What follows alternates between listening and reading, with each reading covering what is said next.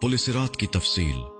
क़यामत में जब मौजूदा आसमान और जमीन बदल दिए जाएंगे और पुलिसिरात पर से गुजरना होगा, वहां सिर्फ दो मकामात होंगे, जन्नत और जहन्नम। जन्नत तक पहुंचने के लिए लाजिमन जहन्नम के ऊपर से गुजरना होगा। जहन्नम के ऊपर एक पुल नस्ब किया जाएगा, उसी का नाम सिरात है। उससे गुजर कर जब उसके पार पहुंचेंगे, वहां जन्नत का दरवाजा होगा।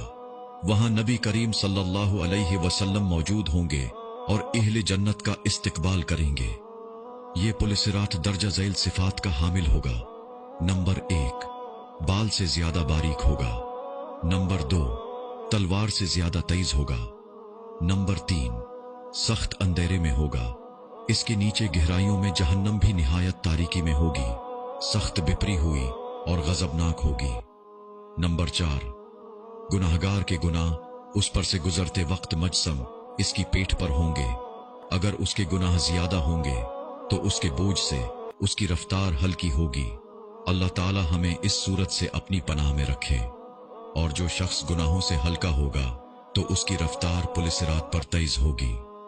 नंबर 5, इस पुल के ऊपर आंकड़े लगे हुए होंगे और नीचे कांटे लगे होंगे जो कदमों को जख्मी करके उसे मुतासिर करेंगे।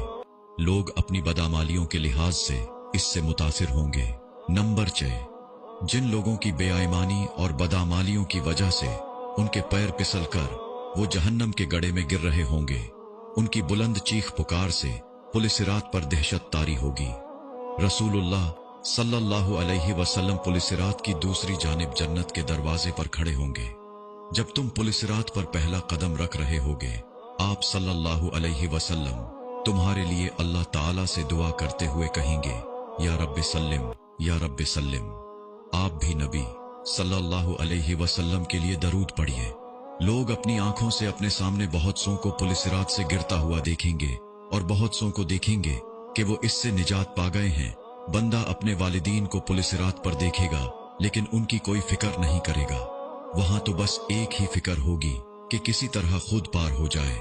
रिवायत में है कि हजरत आयशा रजी अल्लाह अन्हा क़यामत को याद करके रोने लगी। रसूलुल्लाह सल्लल्लाहु अलैहि वसल्लम ने पूछा, आयशा क्या बात है?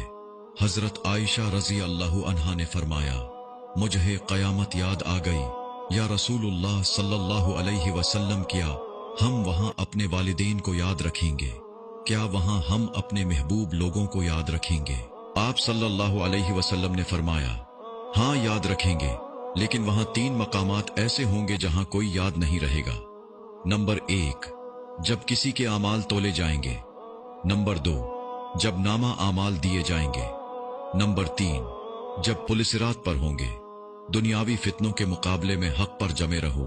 दुनियावी फितने तो सिराब हैं, उनके मुकाबले में हमें मुजाहिदा करना चाहिए और हर एक को दूसरे की जन्नत हासिल करने पर मदद करना चाहिए, जिसकी वुसात आसमानों और जमीन से भी बड़ी हुई है। इस पैगाम को आगे बढ़ाते हुए सदका जारिया की नियत करना न भूलें। या अल्लाह, हमें उन खुश नसीबों में कर दीजिए जो पुलिसिरात को आसानी से पार कर लेंगे।